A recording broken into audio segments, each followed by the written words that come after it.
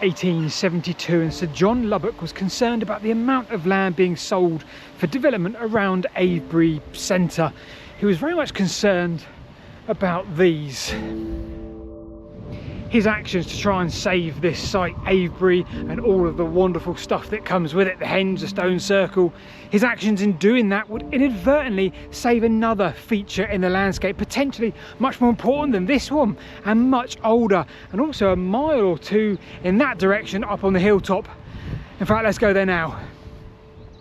So as we head out of the Avebury complex, we get a quick glimpse across the meadow to Silbury before we head to our feature at the top of the hill. The feature that Sir John Lubbock probably didn't know anything about. A feature that could be up to 6,000 years old. The feature that to this day, nobody really knows its original purpose. I always thought the oldest thing that you could see in the landscape today was a long barrow, or perhaps even the cursive structures like the 6-mile-long one in Dorset. But, well, this feature could outdate those ever so slightly in some cases, and the best part of all, you can still see them. So back here at Avebury, well, Sir John Lubbock took matters into his own hands, and he decided to buy up chunks of Avebury. Not only that, but he also spoke to a number of locals and asked them to swap plots of land in order to try and save what was here. Now that one act by Sir John Lubbock meant that when Alexander Keeler and his wife Veronica Liddell turned up here in 1924, 50 years on, it was in some part saved from further destruction that had been undergoing over the last few centuries. Keeler himself developed a passion for archaeology and subsequently decided that he would buy not Avebury yet, but perhaps something more important than this. He purchased Windmill Hill, which contains that feature to the northwest of Avebury. Welcome to the story of the Causewayed Enclosure.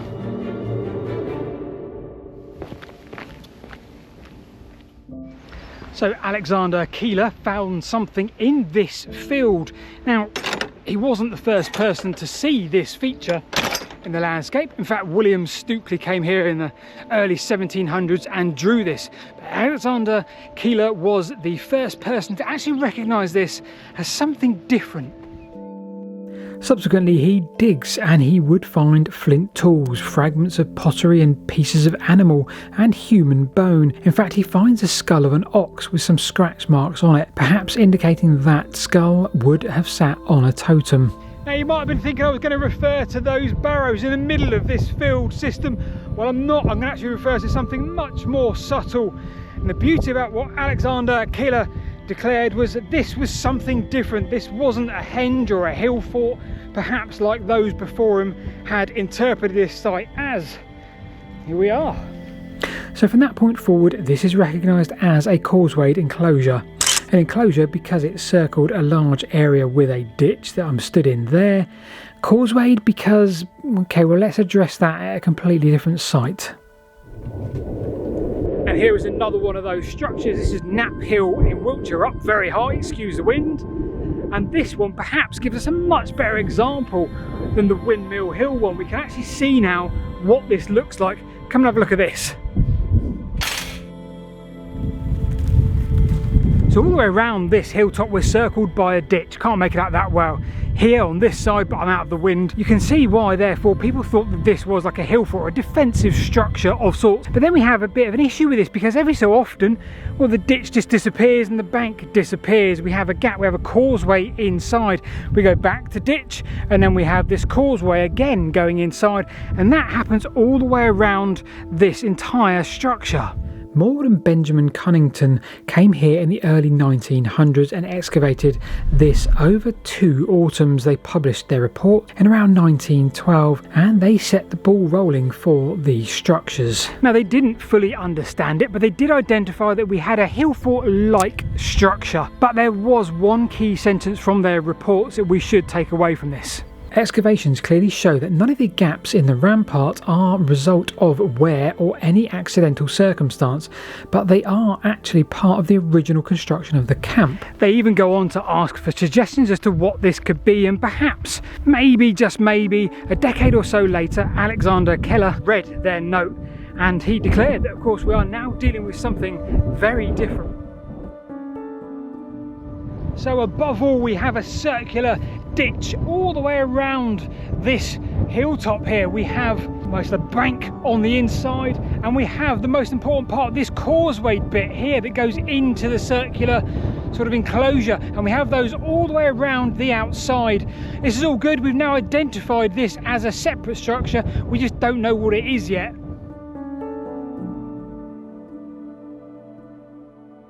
Probably one of the most problematic aspects about one of these features is that they often came within sites like this.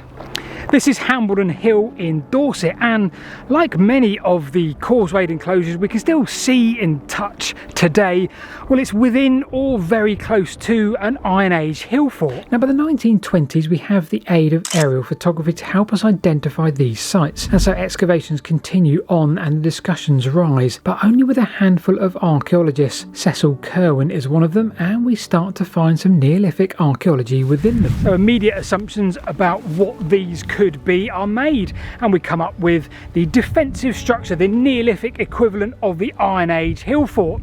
Now, Curwen and Cunnington back at Knapp Hill, well, they're not completely convinced about this, but it does seem to be the most likely plausible outcome. We have the Neolithic defensive hill fort. So Curwen follows this up with a really odd suggestion. He says that actually the Neolithic people might well have lived in these ditches, which is odd. Come and take a look at one of them. Because some of these Neolithic remains are deemed accumulated domestic waste. Now, we might think that was odd for many reasons, but the key hint here was he suggested that each ditch between the causewayed inlets, each ditch was occupied by a family or social group.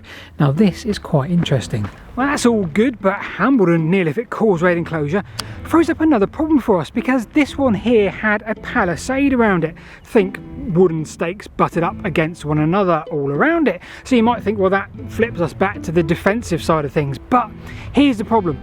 You see, all the radiocarbon dating we have for the actual construction of the ditch and the bank and the causewayed bits, well, all of those absolutely point to 3800 BC and 3600 BC. The palisade, however, throws out a completely different date, because it was burnt and a supposed battle took place with associated speared body over 800 years later. So we've got really vast date range usage of this area. We've got that Neolithic causewayed enclosure, 3800 or thereabouts BC. We've then got some earthwork modification as time goes on, and of course we've got the palisade maybe 1000 years later with some kind of battle going on perhaps. And of course then we move forward another 2000 years or so, and we've got this, the Iron Age hill fort. What great area for history. Okay, so let's try and put this into some order and work out what these were for. So studies now try and look at where these occur. Perhaps this will tell us their function. Now, from the 1920s to the 1930s onwards, well, we start to see a few more of these monuments, again by aerial photography. Ladies.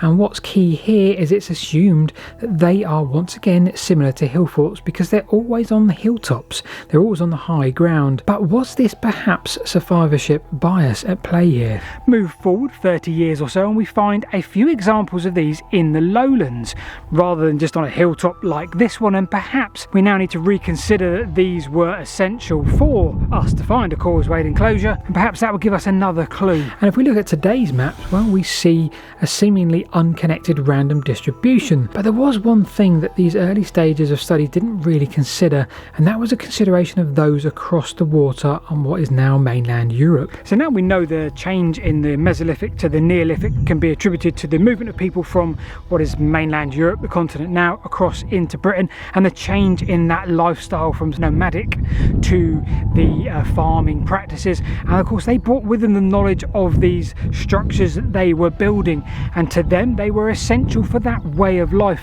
So now they've brought them here into Britain. Well, of course now the burning question of course is, what exactly were they for?